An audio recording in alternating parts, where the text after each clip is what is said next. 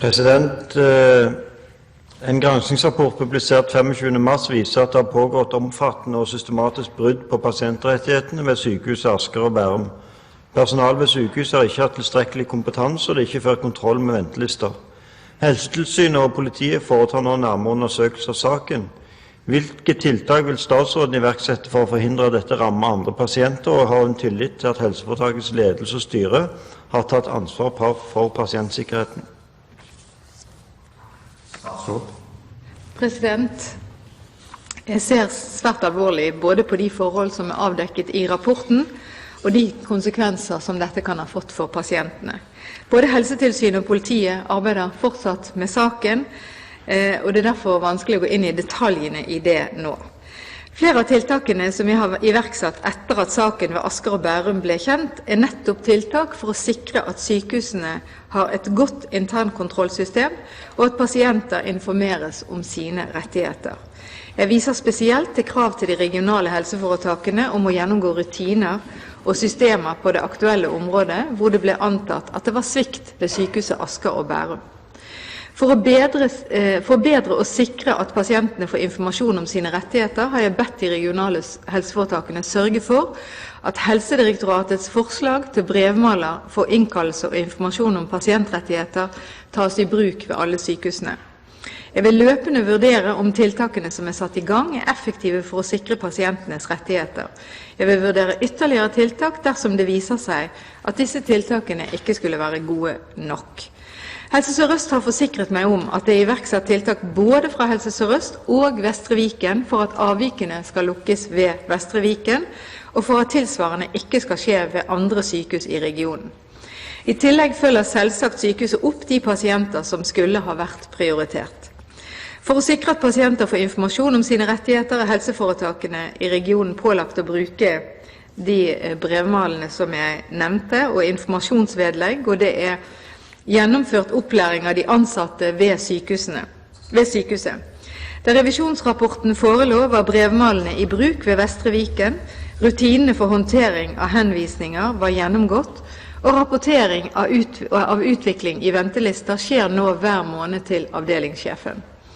Helse Sør-Øst har bedt Vestre Viken om en redegjørelse om hvordan den interne revisjonsrapporten er fulgt opp. Konsernrevisjonen i Helse Sør-Øst skal kvalitetssikre at de tiltakene som Vestre Viken iverksetter er tilstrekkelige. Konsernrevisjonen skal videre bekrefte om foretaket har betryggende intern styring og kontroll med pasientforløpet.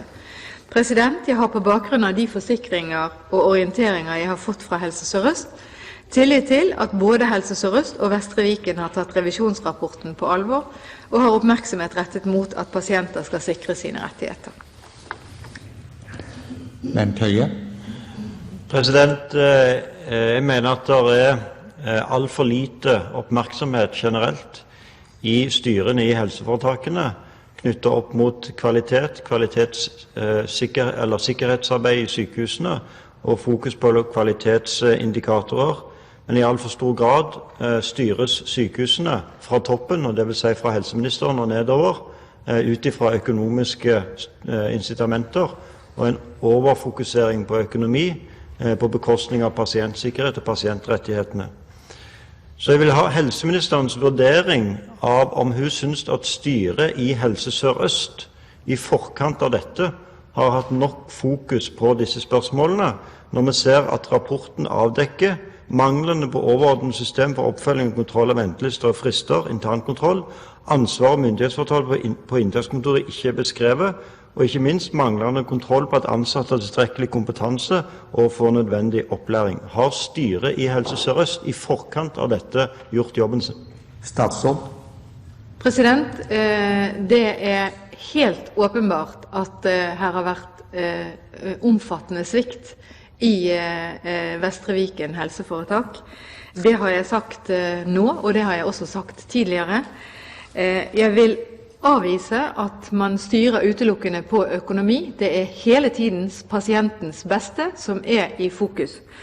Når det gjelder forholdet til kvalitet, så vil det ikke være mulig å jobbe med kvalitet uten at økonomien er i bunn, og at man har styring på økonomien. Rapporten har avdekket alvorlige forhold som går på mangel på opplæring, som går på mangel på systemer. Dette har jeg tatt tak i, og vi jobber hele tiden med å rette dette opp. Og så må jeg også si det at denne saken ligger hos Helsetilsynet og politiet. Den er enda ikke ferdig etterforsket. Da får vi avvente den endelige dom når den kommer tilbake. Representanten Høie. Ja, Helsetilsynet og politiet vurderer jo andre forhold enn det som er helseministerens oppgave å vurdere. Politiet vil for eksempel vurdere de straffemessige forholdene som er utover det som denne saken dreier seg om.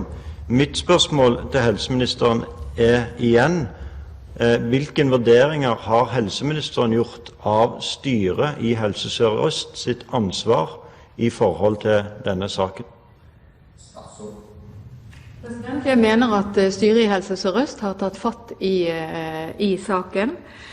Så kan man jo enda si, var det tidsnok, eller har man fulgt opp godt nok? Det er noe som man må se på i ettertid, når alle vurderinger og alle ting er avskygget, eller avdekket i saken. Og så er det slett ikke slik at Helsetilsynets vurderinger er uinteressant for helseministeren. De er tvert imot svært interessante, for det som man må basere seg på, det er at dette ikke skal skje igjen, at det ikke skal skje andre steder.